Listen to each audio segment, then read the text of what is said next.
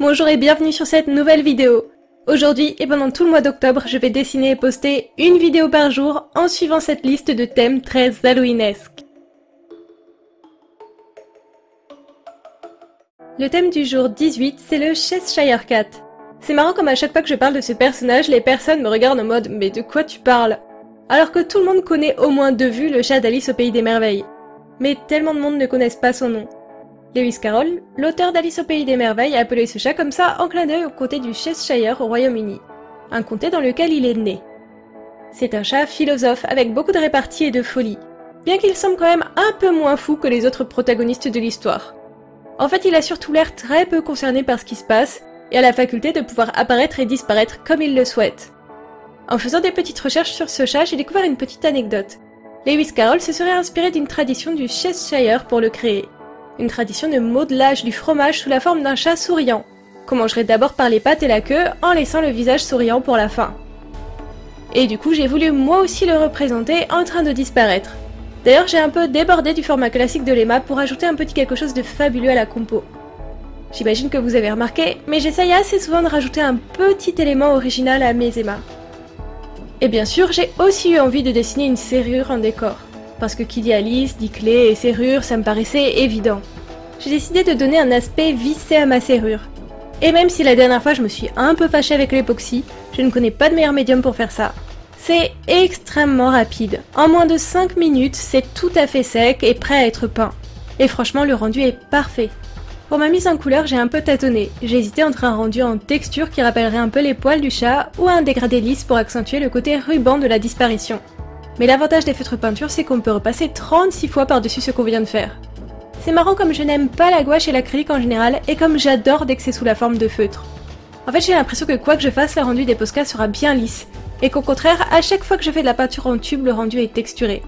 Et je déteste tellement la texture et le volume.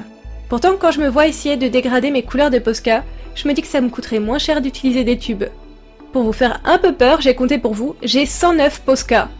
Même moi ça me fait peur, je déteste compter le nombre de matos que j'ai chez moi. Parce qu'après je suis tentée de calculer le prix total de tout ça. Et je pense qu'on sait tous ici à quel point un feutre Posca c'est cher. Et oui, j'ai acheté tous mes feutres à l'unité, donc pas de prix de groupe.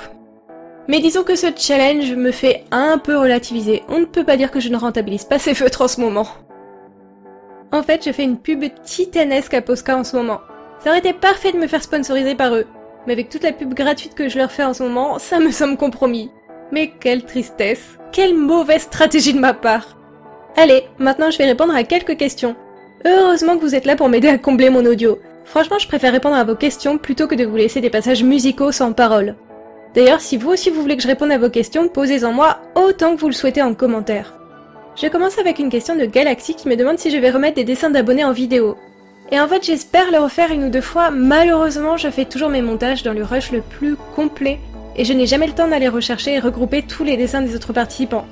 Peut-être que j'essayerai de le faire dans la vidéo bilan fin challenge. Question suivante, d'un pseudo difficilement prononçable, donc je vais dire de LFT, qui me demande si j'ai pour projet de refaire l'animation de minuit de mon intro. Et la réponse est oui à 100%. En plus, je ne dessine plus du tout minuit comme ça, donc il faut vraiment que je le fasse. J'ai déjà essayé de le refaire une ou deux fois déjà, mais ça n'a pas donné ce que je voulais. J'attends le lancement du logiciel Procreate Dream, qui est la version animation du Procreate de dessin que j'utilise. J'en profiterai pour faire une vidéo où je refais l'animation, et sans doute suivie d'une vidéo de refonte de la charte graphique de ma chaîne et de mes réseaux sociaux. Du genre harmoniser les bannières, refaire un logo, redessiner une image de profil. Je pense qu'avec presque 30 000 abonnés, il est temps de faire quelque chose de plus cohérent. Surtout que je suis graphiste de formation. C'est juste mon travail normalement. Et ce que je fais pour les autres, je ne le fais pas pour moi, c'est tellement logique. On en arrive bientôt au reveal final, alors il est temps de vous poser la question du jour. Dans ma liste de l'Halloweentober, j'ai dessiné beaucoup de chats de la pop culture, et j'ai un peu de mal à savoir quel est mon préféré. Gigi, le Cheshire Cat, le Chabus... Je n'en sais rien. Et du coup, je voulais savoir quel est votre chat de pop culture préféré. Et sur ces bonnes paroles, il est temps de découvrir le résultat final du chat du jour. J'espère que vous l'apprécierez, et je vous dis à demain.